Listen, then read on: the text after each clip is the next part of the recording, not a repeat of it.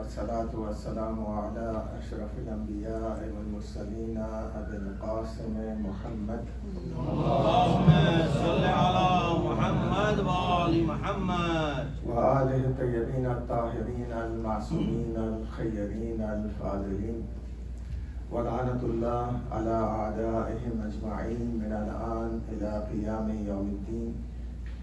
أما بعد فقد قال الله تبارك وتعالى في كتابه المبين وهو أصدق الصادقين.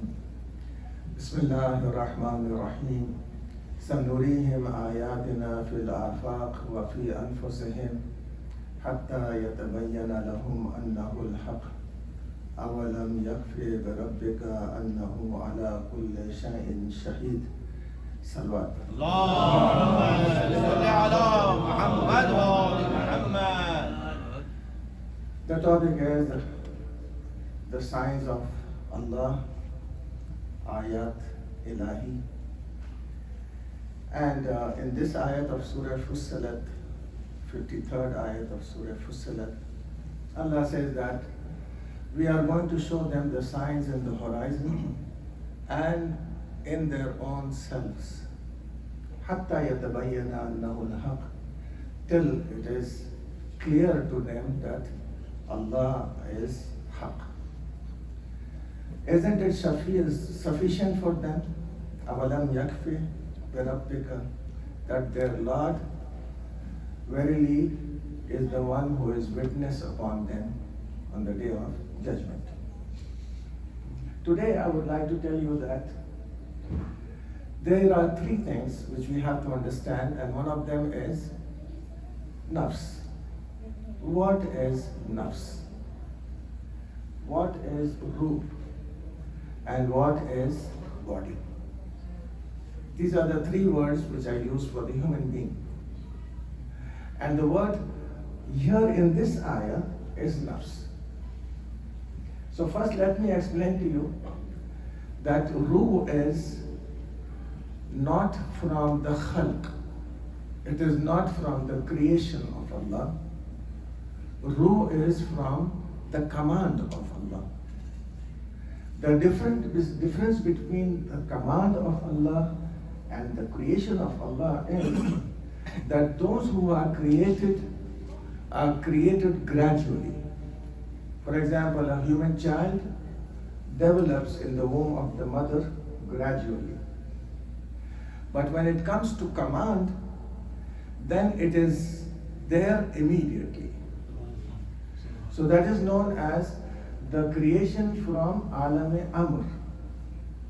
So according to the ayat of the Quran, the ayat says, when the Christians asked, what is ruh? The Prophet was told to reply and say, قُلِ الرُّوحُ مِنْ أَمْرِ رَبِّي. Tell them that the ruh is from the amr of Allah. What is the meaning of amr? When he says kun, fayakun, immediately that thing, instantly it happens. One example to you about the amr. Allah says, kun Jibrail. And there was Jibrail. Now Jibrail doesn't have a childhood, it doesn't have a youth, and he is not old. Have you heard anyone say that Jibrail has become very old now? 14 years? No. As he was created, so he is. This is Amr. It doesn't change. But when it comes to the body, it is a creation. It develops into youth and then it decreases into old age and death. So that makhluk which is created by Amr of Allah is continuously the same. And we have in us changes. So is the ruh changing? Is it the ruh changing? No, we have already decided that ruh doesn't change, right? So what happens is, according to Imam Ali alayhi salatu wasalam, al-arwah khamsa, The ruh is five types of ruh. First type of ruh is ruhul quwwat. Allah gives the ruh of quwwat. Quwwat means power and strength. So the moment the child is in the womb of the mother, he gets the first ruh, and that is ruhul quwwat. And then he gets the ruhul shahwat, the ruh which desires to take and eat and drink. And then he gets the ruhul haywan. The ruhul haywan is the ruh which gives animal life. And then he is given the ruhun nutq. Ruhun nutq is the human ruh. So in the womb of the mother itself, we are receiving arwah. But when are we going to receive this arwah? When our body develops and perfects itself to particular level, Allah grants a ruh. Right? And if the body and the nafs doesn't develop, then Allah will not grant it the other ruh. So this child who is born as a human being, and then at the age of 15, for example, or maturity, he says, Ashhadu an la ilaha illallah, Ashhadu anna Muhammadur Rasulullah, Ashhadu anna Aliyan Waliullah. Now Allah grants him another ruh by the name of Ruhul Iman. وَأَيَّدَهُمْ بِرُوحٍ مِّنْهُ. Allah has helped the mu'mineen with Ruhul Iman. This is also a soul, a ruh.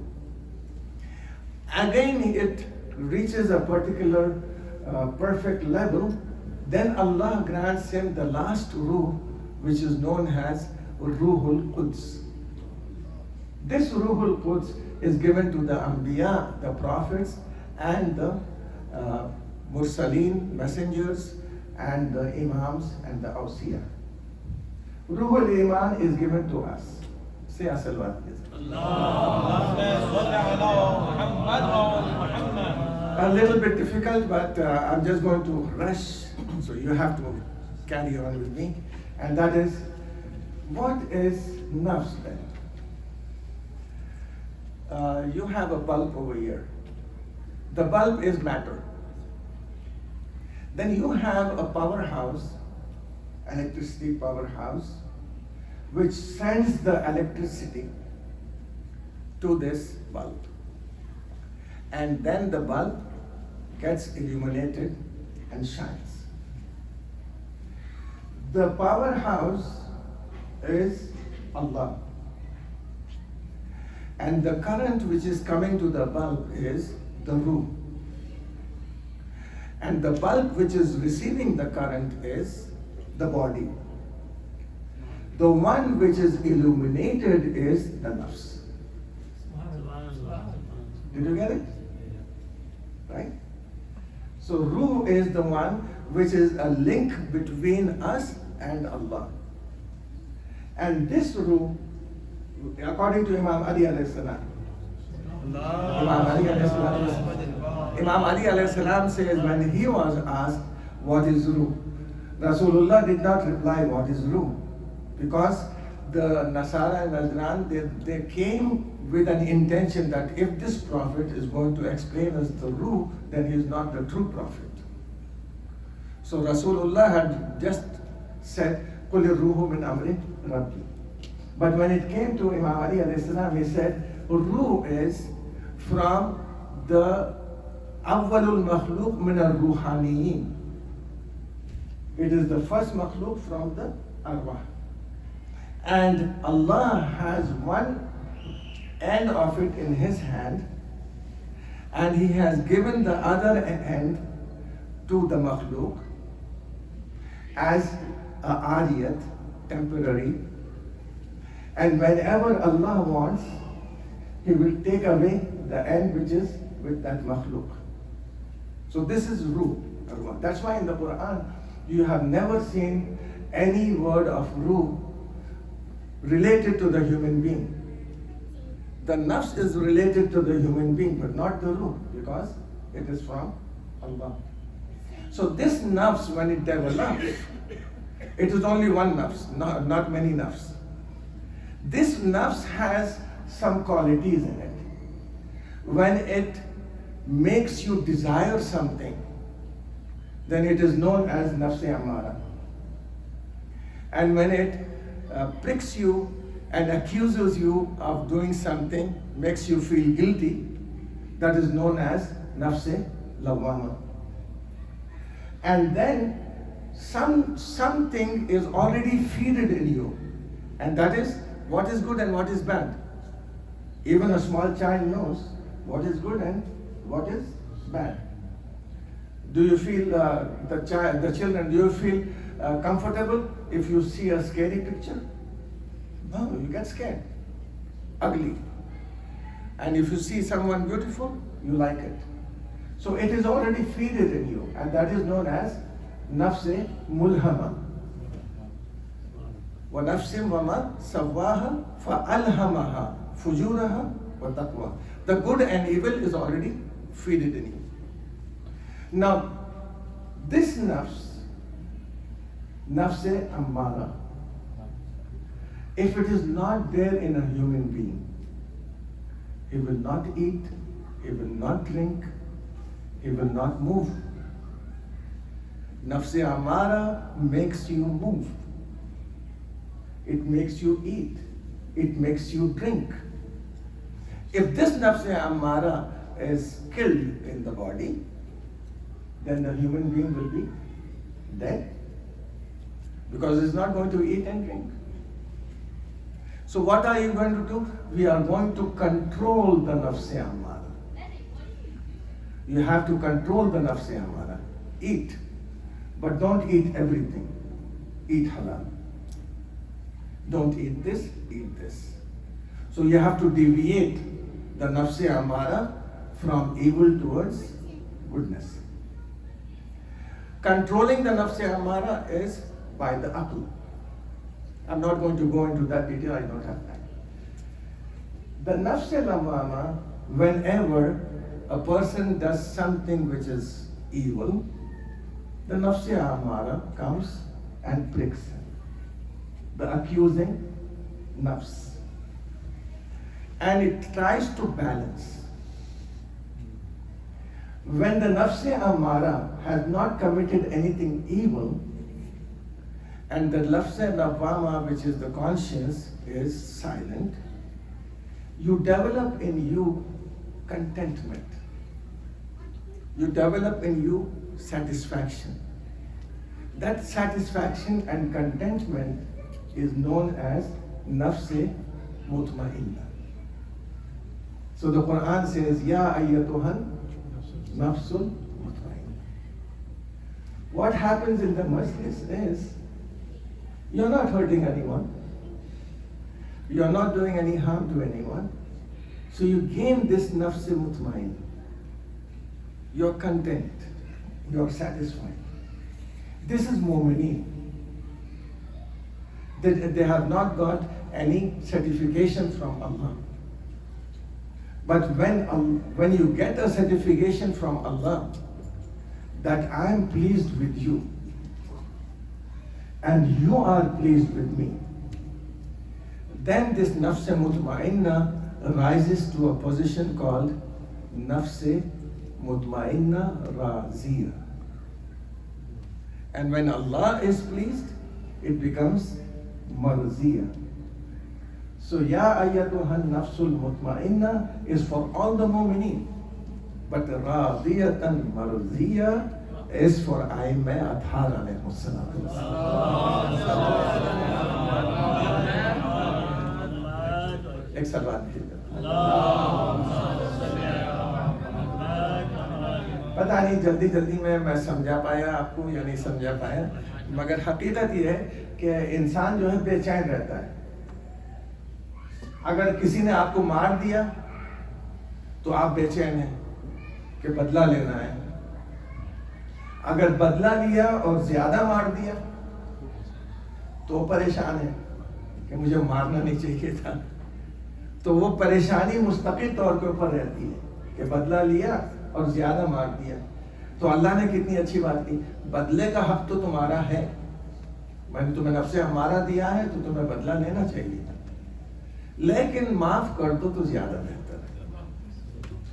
اللہ نے بعد میں ایک شوشا بھی دے دیا کہ معاف کر دو تو زیادہ بہتر. کیوں؟ اس لیے کہ یہ نفس جو میں نے تمہیں دیا ہے یہ ہمیشہ تمہیں کوریدتا رہے گا.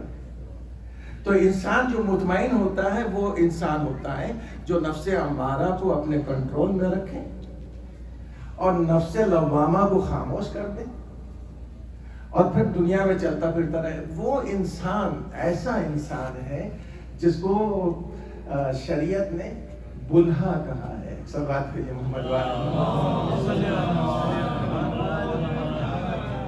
اکثر اہل الجنہ بلہا، اکثر اہل جنہ جو ہے بلہا ہوں گے. بلہا کی کیا معنی ہے؟ بلہا کے معنی ہے کہ انہیں کچھ پرواہ نہیں ہے دنیا میں کیا ہو رہا ہے کیا نہیں ہو رہا ہے، انہیں اپنے راستے پر چلنا ہے. ایک ہی راستہ ہے ان کا، اس راستے پر ان کو چلنا ہے. ادھر کیا ہو رہا ہے ادھر کیا ہو رہا ہے ان سے کوئی مطلب ہی نہیں ہے. یعنی جن کے اندر چالاکی نہیں ہے، جو چالاک لوگ نہیں ہیں، اس کو بلہا کہا جاتا ہے. تو جنت کے اکثر لوگ جو ہوں گے وہ بلہا ہوں گے. کیوں؟ اس لیے کہ انہیں جو راستہ بتا دیا ہے اسی راستے پر چلتے رہے، نہ ادھر بھٹکے نہ ادھر بھٹکے. میرے بچپن میں جو ہے بنگلور میں جوان بچہ تھا، بلکہ اس کی خاصیت یہ تھی کہ اس نے میرے بڑے بھائی کے ساتھ بھی کھیلا ہے، اس کے بعد ان سے چھوٹے کے ساتھ بھی، پھر ان کے چھوٹے کے ساتھ بھی، پھر میرے ساتھ بھی. پھر یہ موقع آ گیا کہ میں وہاں مجلس پڑھ رہا تھا.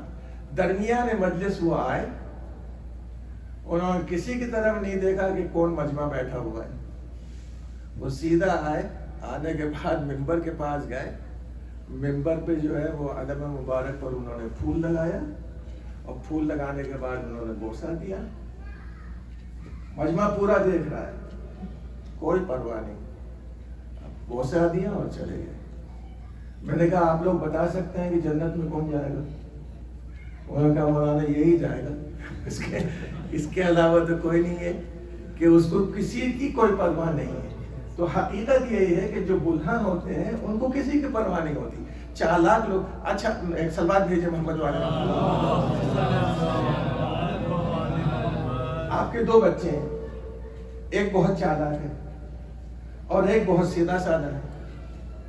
آپ مجھے یہ بتائیں کہ آپ چالاک کا زیادہ خیال کریں گے یا سیدھے سادے کا زیادہ خیال کریں گے؟ باپ جو ہے وہ سیدھے سادے کے پیچھے لگا رہے گا، ارے کہیں یہ بھاگ نہ جائے، کبھی یہاں نہ چلا جائے، کبھی وہاں نہ چلا جائے. چالاک کی پرواہ نہیں ہے. تو جو چالاک مومنین ہیں ان کی اللہ کو کوئی پرواہ نہیں ہے. تم اپنا کھاؤ کماؤ، جو کرنا ہے کر لو. لیکن یہ جو سیدھا سادہ ہے یہ بیچارے یہ میرے میں دے دوں گا تو یہ کھائے گا نہیں تو نہیں کھائے گا، تو اس کا خیال زیادہ ہوتا ہے. تو بہلول نے جو ہے دیوانگی نہیں ظاہر کی تھی، بہلول نے بلہا پن ظاہر کیا تھا کہ یہ بتانے کے لیے لوگوں کو کہ دیکھو میں اس عالم میں بھی جب تم لوگ بڑی چالاکیاں دکھا رہے ہو، میں اس راستے پر چل رہا ہوں اور اس راستے پر چلنے والا جنت کا مکان دنیا میں بیچ رہا تھا. ایک صلوات بھیجے محمد والے. تو میں اپنے نفس کو دیکھوں گا اللہ کو پہچاننے کے لیے. صحیح ہے. اب اگر کوئی رسول کا نفس ہو اور رسول یہ کہیں کہ علی میرا نفس ہے، اور اللہ یہ کہے کہ میں نے اس نفس کو خرید لیا ہے، تو اس نفس کی بلندی کا کیا عالم ہوگا.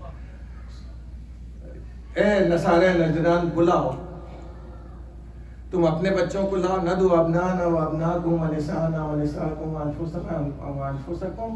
تو اس صورت میں صرف مولا کائنات کو لے کر گئے اور مولا کائنات کو بحیثیت نفس کے لے کے جا رہے ہیں، اس لیے کہ اپنے آپ کو بلایا نہیں جاتا. نفس اگر باہر ہو تو بلایا جاتا ہے. یہ تنہا وہ انسان ہے رسول اللہ صلی اللہ علیہ وآلہ وسلم کہ جن کا نفس جو ہے ان کے اندر بھی ہے اور ان کے باہر بھی ہے. اور اگر مجھے آپ کو دیکھنا ہے کہ میرے نفس میں کیا ہے تو آپ مجھے دیکھیں گے نا کہ مولانا کیا کرنا چاہ رہے ہیں اور رسول اللہ کیا کرنا چاہ رہے ہیں. اگر دیکھنا ہے کسی کو تو علی کو دیکھیں, علی کی پیروی کریں. اسی لیے جب نصارے نجران نے کہا کہ اتنی دور سے ہمیں بلایا ہے اور پھر رسول نہیں مل رہے ہیں تو اس کی وجہ کیا ہے, تو عثمان نے اور عبد الرحمن ابن عوف دونوں نے یہ کہا کہ بھائی ہم تو نہیں جانتے, رسول کی بات تو رسول ہی جانتے ہیں, ان کے دل میں کیا ہے ہم کیا جانیں. لیکن ایک شخص ایسا ہے جو بتا سکتا ہے, تو مولا کائنات کے پاس لے کر آئے. مولا کائنات نے فوراً دیکھتے ہی یہ کہا اس لباس میں اگر آئے ہو تو کیا تم بادشاہ کے پاس آئے تھے یا نبی کے پاس آئے تھے؟ انہوں نے کہا نبی کے پاس. سادہ لباس پہنو اور نبی کے پاس چلے جاؤ. تو اس کا مطلب یہ ہے کہ رسول کے اخلاق اور رسول کا کردار اگر صحیح معنوں میں کسی سے حاصل ہو سکتا ہے تو وہ علی ابن ابی طالب علیہ السلام. صرف ایک موقع پر نہیں, کئی موقع کے اوپر رسول اللہ نے نفس کہا ہے مولا کائنات. اس میں سے ایک موقع وہ ہے جب بنو کندہ اور بنو قحطان کے لوگ جو ہیں زکوٰۃ دینے سے انکار کر رہے تھے. ان کا نام ہے بنو ولیہ. تو بنو ولیہ نے زکوٰۃ دینے سے انکار کر دیا اور جنگ کے لیے آمادہ ہو گئے, اپنے بہادروں کو تیار کر دیا. جب آئے رسول اللہ کے پاس تو رسول اللہ نے کہا رک جاؤ, بس کرو اے بنو ولیہ, اگر تم نے اس بات کو جاری رکھا تو میں ایسے مرد کو بھیجوں گا جو عدیل و نفسی, جو میرے نفس کے برابر ہوگا, اور وہ تمہارے جنگجوؤں کو قتل کرے گا اور تمہارے عورتوں کو اسیر کرے گا. حضرت عمر یہ کہتے ہیں کہ مجھے اس وقت سے زیادہ کوئی وقت ایسا مناسب نہیں رکھا نہیں ملا جس میں میں یہ کہہ سکوں کہ یا رسول اللہ کاش میں یہ آدمی ہوتا, یہ نفس ہوتا. تو کہہ رہے تھے کہ میں نے سینہ چوڑا کر کے رسول اللہ کے سامنے چاہا کہ میرا نام لے لے, مگر رسول اللہ نے علی کا ہاتھ بلند کر کے کہا یہ میرا نفس ہے, یہ رجل منی, یہ وہ ہے جو مجھ سے ہے اور میرے نفس کی طرح ہے. ایک سلوات بھیجو. تو جہاں تک نفس کے تعلق کی بات ہے, ایک اب چونکہ تھوڑا سا آپ اسی موڈ میں چلے گئے ہیں, انٹلیکچوئل موڈ میں, تو میں اسی موڈ میں آتا ہوں. آگے یہ بتاتا ہوں آپ سے کہ نفس کے اندر خداوند عالم نے جو چیزیں رکھی ہیں ان میں جو عقل ہے انسان کی, انٹیلیجنس, یہ نہ بدن کا حصہ ہے اور نہ ہی نفس کا حصہ ہے, یہ روح کا حصہ ہے. انٹیلیجنس جو ہے روح کی ہے, بدن کی نہیں ہے. بدن برین دے گا لیکن انٹیلیجنس نہیں دے گا. تو یہ انٹیلیجنس جو آئے گا یہ روح کے ساتھ آئے گا. اسی لیے کسی کو آپ نے دعا کرتے ہوئے سنا ہے کہ وہ کہہ رہا ہو کہ پالنے والے مجھے عقل دے دے. کبھی سنا آپ نے پالنے والے مجھے عقل دے؟ کبھی نہیں سنا ہوگا. اور اگر کہہ بھی رہا ہوگا تو تنہائی میں کہے گا, لوگوں کے سامنے یہ نہیں کہے گا کہ مجھے عقل دے دے. کیوں؟ اس لیے کہ لوگ سمجھیں گے کہ اس کے پاس نہیں ہے. لیکن میں آپ سے یہ کہہ رہا ہوں کہ ہر دعا میں یہی کہنا چاہیے کہ پالنے والے مجھے عقل دیں. اس لیے کہ عقل جو ہے وہ فوکس اور دیگر پلوں سے جو ہے بنتی نہیں ہے. برین ڈیولپ ہوتی ہے مگر انٹیلیجنس نہیں بنتی ہے. انٹیلیجنس جو ہے وہ صرف اللہ کی دی ہوئی عطا ہے. اگر اس میں کمی ہو جائے تو پھر اللہ ہی سے مانگنا پڑتا ہے کہ اور دے دے. کبھی آپ کو احساس ہوا کہ میرے پاس کم ہے؟ نہیں ہوا, اس لیے کہ جو پہلے سے مل چکی ہے وہ زیادہ ہے. ہاں ایک ایسا موقع آتا ہے جب پڑھنے لکھنے والا بار بار پڑھتا ہے، سمجھ میں نہیں آتا، تو اب وہ دعا کرتا ہے پڑھنے والے عقل اور دے دے تاکہ میں اس کو اور سمجھوں۔ تو یہ جو دعا ہے اب عقل کی، تو اللہ سے مانگیں گے براہ راست۔ اسی لیے مولا کائنات نے کہا ہے کہ العلم نور یقذفہ اللہ علی قلب من یشاء۔ نور، علم جو ہے نور ہے، اللہ جس کے سینے میں چاہتا ہے اتار دیتا ہے۔ یہ ہے عقل، یہ نفس کو خداوند عالم نے دیا ہے کہ تم اس کو کنٹرول کرو۔ دوسرے جو ہے نفس کے اندر غضب ہے۔ آپ ایسے میرے سامنے بیٹھے رہیں گے نا، جیسے کالج میں پروفیسر کے سامنے بیٹھے ہیں، تو میں اسی طرح سے مجلس پڑھوں گا جیسے پروفیسر کے سامنے۔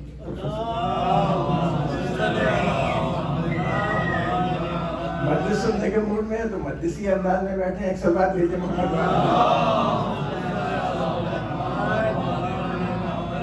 تو بہرحال غضب جو ہے وہ دوسرا ہے۔ انسان کے اندر خداوند عالم نے غصہ رکھا ہے۔ کیوں رکھا ہے غصہ؟ تاکہ وہ اپنے آپ کی اور اپنے گھر کی حفاظت کرے۔ بیویوں کو مارنے کے لیے نہیں رکھا ہے غصہ، عورت کو مارنے کے لیے یا بچوں کو مارنے کے لیے یا ان کے اوپر نکالنے کے لیے غصہ نہیں رکھا گیا، بلکہ ان کی حفاظت کرنے کے لیے غصہ رکھا گیا۔ تو یہ غصے کا ہونا ضروری ہے۔ اور اس کے بعد جو ہے خداوند عالم نے شہوت دی ہے، ڈیزائر دیا ہے۔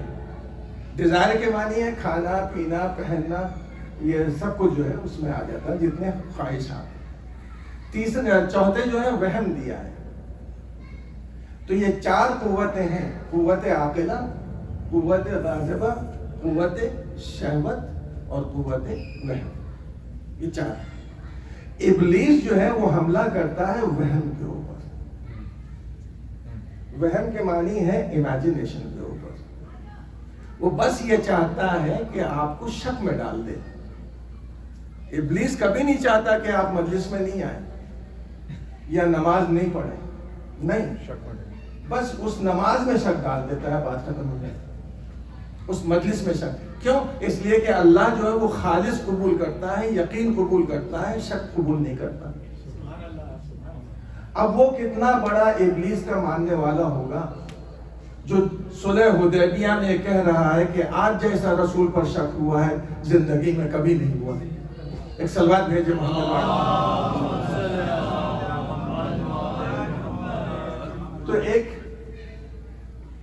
غضب، اب میرے ساتھ دیں تھوڑا سا تو میں آپ کو مجلس کے اتمام پر پہنچاؤں، اور وہ یہ ہے، ایک اسٹریٹ لائن بنانے کے لیے آپ کو صرف ڈاٹس کو کنیکٹ کرنا ہے۔ ڈاٹس کنیکٹ کر دیں تو اسٹریٹ لائن بن جائے گی۔ غصہ جو ہے وہ عقل جو ہے اس کے تین پہلو ہیں۔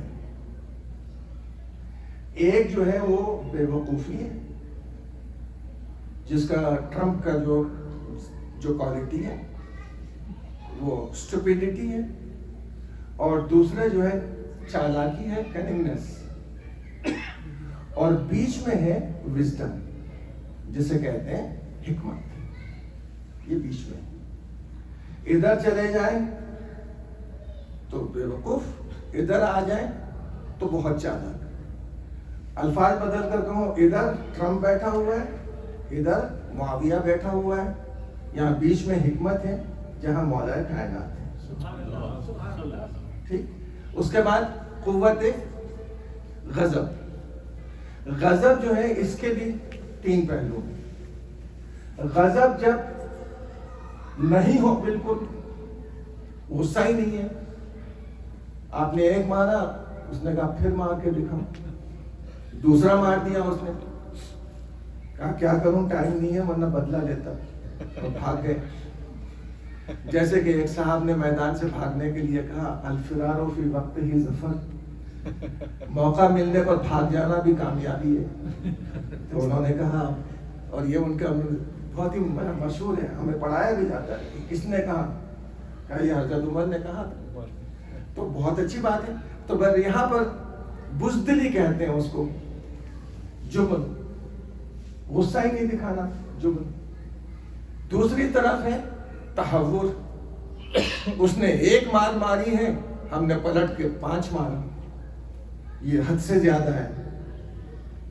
تو دونوں کے بیچ میں آتی ہے شجاعت،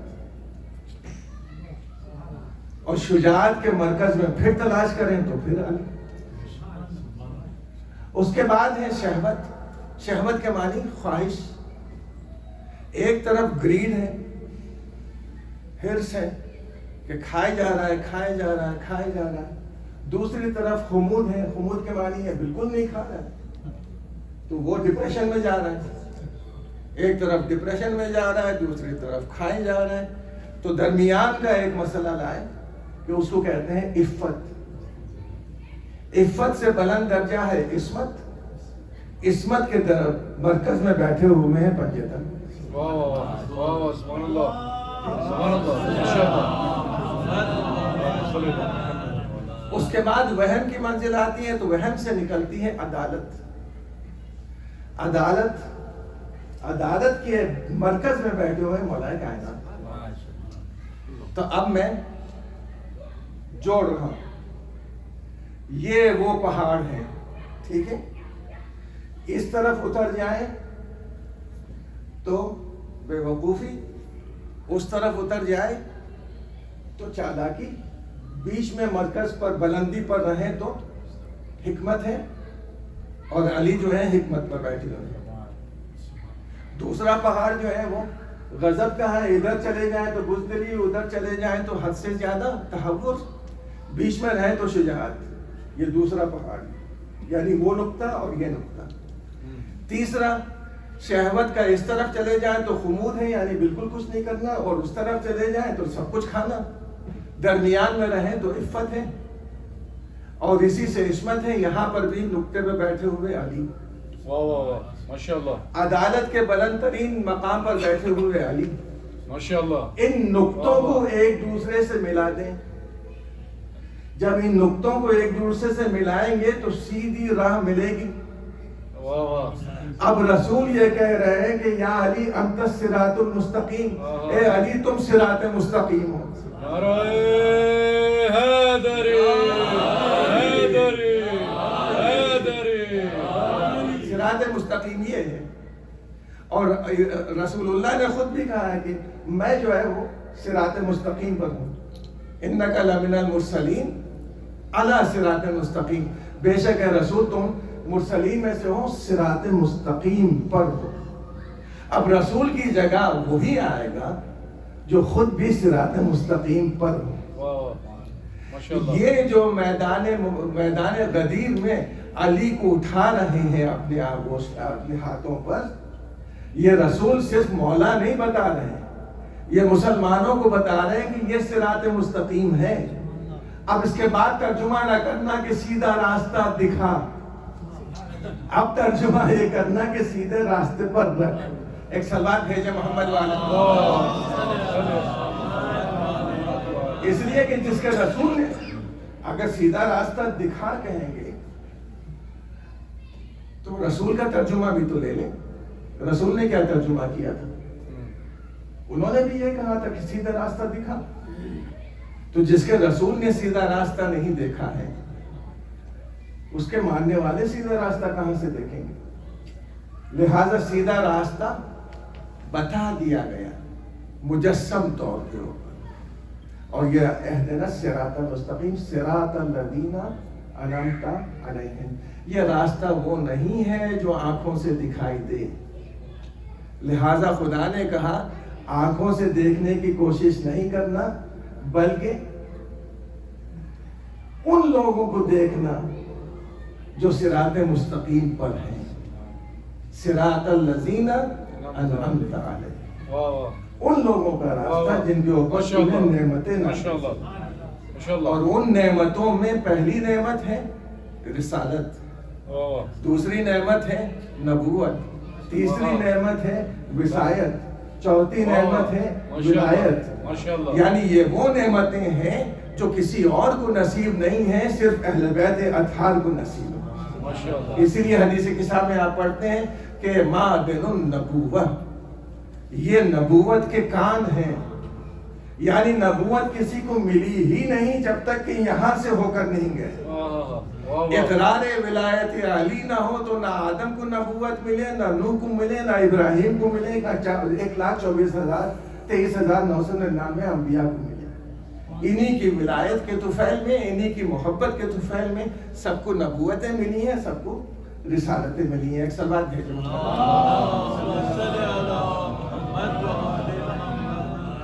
نفس کی قوت.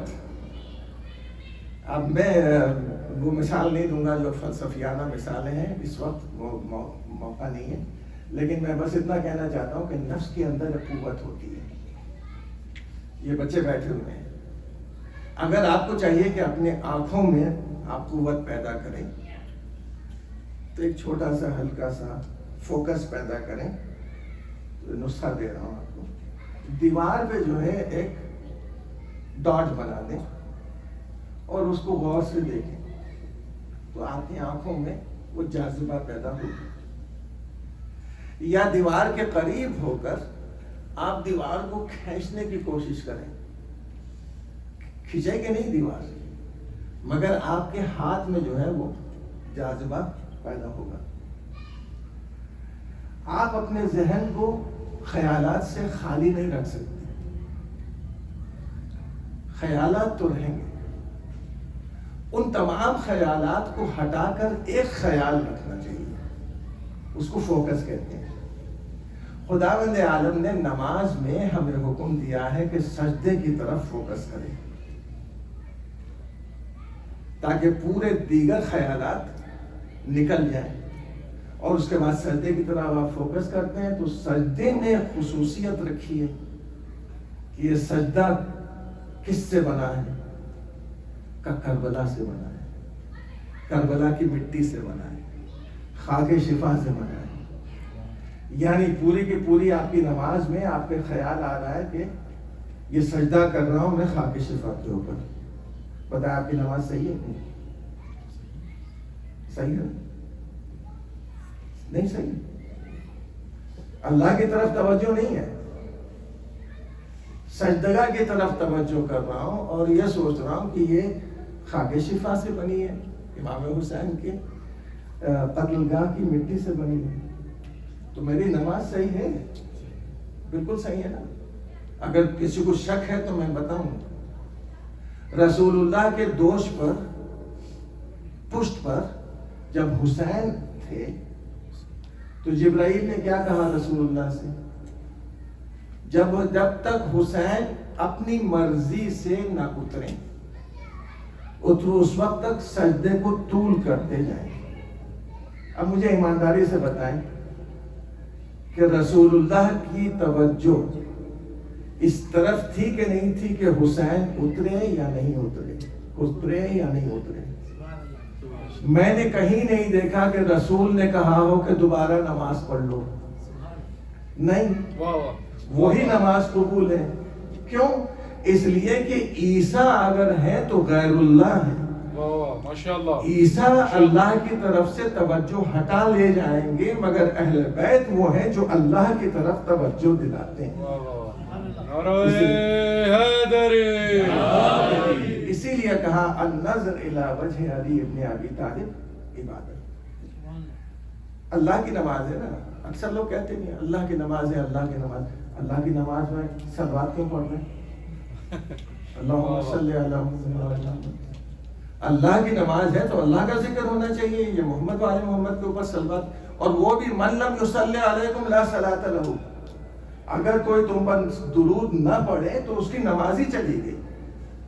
اس کا مطلب یہ ہے کہ اللہ یہ نہیں دیکھتا ہے کہ میری طرف آیا کون ہے، اللہ یہ دیکھتا ہے کہ کون سے دروازے سے آیا ہے.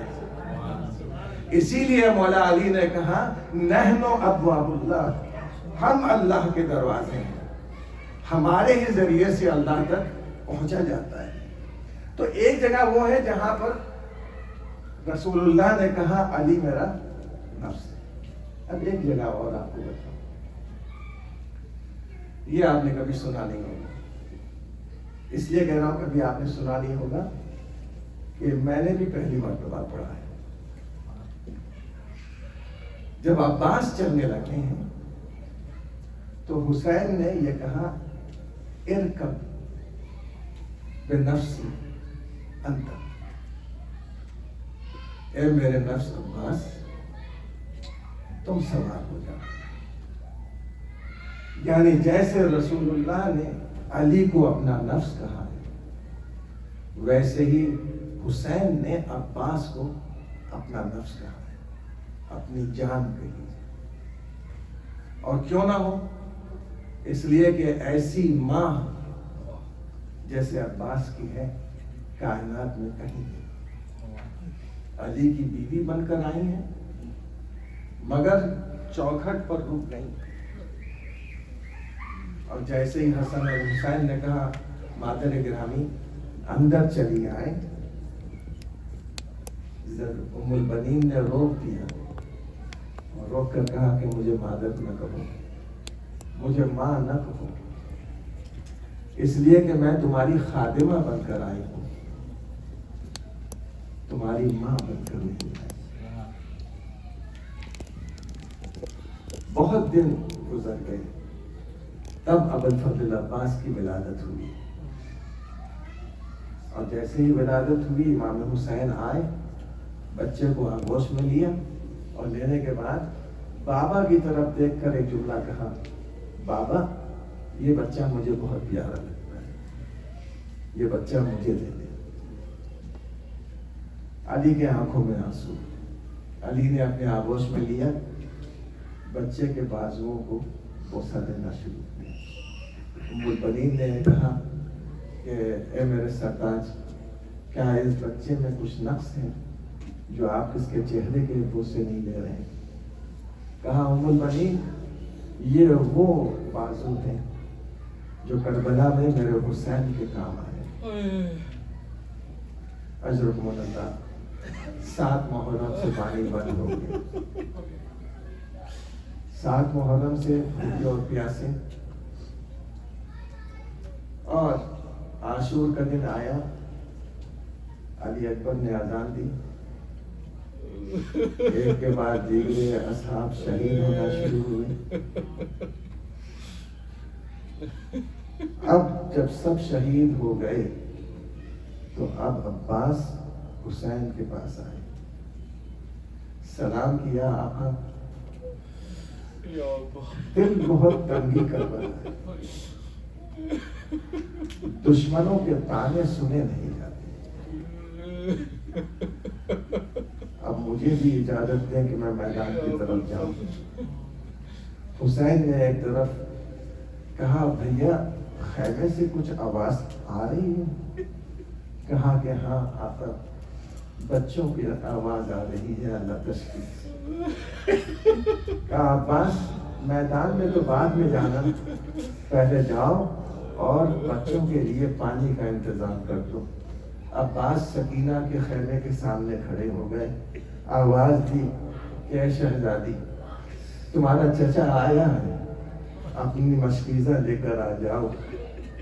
سکینہ دوڑی ہوئی گئیں، مشکیزہ اٹھایا، بنی ہاشم کے بچوں سے کہا کہ اے بنی ہاشم کے بچوں اب تم پیاسے نہیں رہو گے، اب میرا چچا جا رہا ہے پانی لینے کے لیے.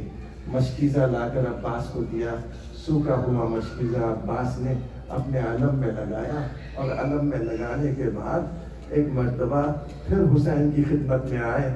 حسین نے عباس سے تلوار لی اور تلوار لینے کے بعد نیزہ ہاتھ میں دے دیا کہ بھیا لو اس نیزے سے اپنی دفاع کرنا اور میدان میں جاؤ. بس عباس میدان کی طرف روانہ ہوئے.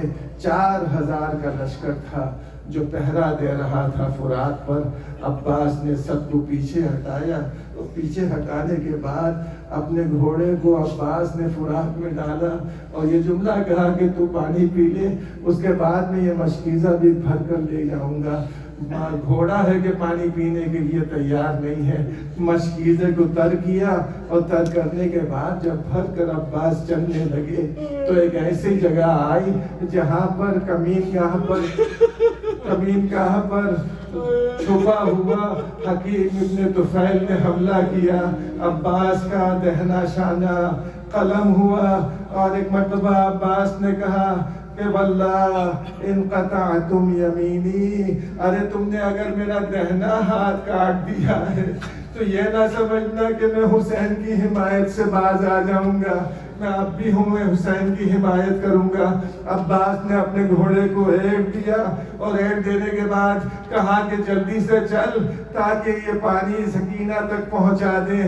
دوسری جگہ پر وقات نے حملہ کیا، عباس کا بائیں شانہ قلم ہوا، عباس نے اپنے زانوں میں عالم کو تھاما، مشکیزہ اپنے سینے پر لیا۔ ابھی آگے تھوڑی سی دور بڑھے تھے کہ ایک مرتبہ حرملہ نے نشانہ لیا اور عباس کے سینے پر جو مشکیزہ تھا اس کو جیسے ہی تیر لگا، عباس کے دل میں ڈر آیا، عباس کے سر پر ایک گرز پڑا، عباس گھوڑے سے زمین پر آنے لگے تو ایک مرتبہ آواز دی، اے آقا میرا آخری سلام قبول کیجئے۔ حسین نے جیسے ہی عباس کی آواز سنی ایک مرتبہ اپنے کمر کو تھاما اور تھامنے کے بعد کہا، الان انکسر ظہری، ارے اب تو میری کمر ٹوٹ گئی، وقلت حیلتی، اور میرے ہیلے اور میرے پلاننگ ختم ہو گئی۔ یہ سننے کے بعد حسین چلے آہستہ آہستہ علی اکبر کے ساتھ۔ ایک مقام ایسا آیا جہاں پر حسین رک گئے، زمین سے کچھ اٹھایا، اٹھانے کے بعد بوسہ دیا، اپنی آغوش میں لے لیا۔ علی اکبر نے کہا بابا کیا ہے؟ کہا کہ یہ میرے بھیا عباس کا ہاتھ ہے۔ ایک ہاتھ اٹھاتے ہوئے حسین جب عباس کے پاس پہنچے ہیں تو کس عالم میں دیکھا کہ عباس منہ کے بل زمین پر ہے۔ یہی جملہ ام البنین نے کہا جب عباس کے بارے میں اطلاع دی گئی تو ام البنین نے کہا ارے کاش میرے شیر کے ہاتھ ہوتے۔ اے ظاہر، اے ذاکر، تو نے انصاف نہیں کیا، جب بھی کوئی بلندی سے زمین پر آتا ہے تو اپنے ہاتھوں کا سہارا لیتا ہے، لیکن عباس کے ہاتھ نہیں تھے۔ حسین نے اٹھا کر سر کو زانوں پر رکھا اور رکھنے کے بعد کہا اے بھیا عباس، بچپن سے لے کر اب تک کبھی بھائی کہہ کر نہیں پکارا ہے، ایک مرتبہ بھائی کہہ دو۔ حسین نے جیسے ہی کہا عباس نے کہا بھائی، اور اس کے بعد حسین نے کہا بس اجازت ہے کہ میں تمہارا جسم خیمے میں لے جاؤں۔ عباس نے کہیں کہا کہ آقا نہ دے جائیے گا، اس لیے ایک تو سکینہ سے شرم آتی ہے اور دوسرے یہ کہ جب بھی آپ لاش لے کر خیمے میں گئے ہیں تو میں آپ کے ساتھ تھا، لیکن آپ کے ساتھ لاش اٹھانے والا کوئی نہیں ہے۔ حسین علم عباس لے کر خیمہ گاہ کی طرف آئے، بچے یہ سمجھے کہ عباس آ گئے ہیں، دوڑتے ہوئے آئے، حسین سے لپٹ گئے، امو نہیں آئے، علم آ گیا، یہ کہتے ہوئے بچے ماتم کرنے لگے۔ عزیزان گرامی، حسین خیمے میں آنے کے بعد ستون خیمہ سے ٹیک لگایا اور ٹیک لگانے کے بعد آواز دی اے زینب آؤ، اے ام کلثوم آؤ، اے سکینہ اے رقیہ آؤ، مجھے عباس کا پرسہ دو، عباس اب دنیا میں نہیں ہے۔ حسین حسین حسین یا حسین، یا حسین، یا حسین، یا حسین، یا حسین، یا حسین، یا حسین، یا حسین، یا حسین، یا حسین، یا حسین، یا حسین، یا حسین، یا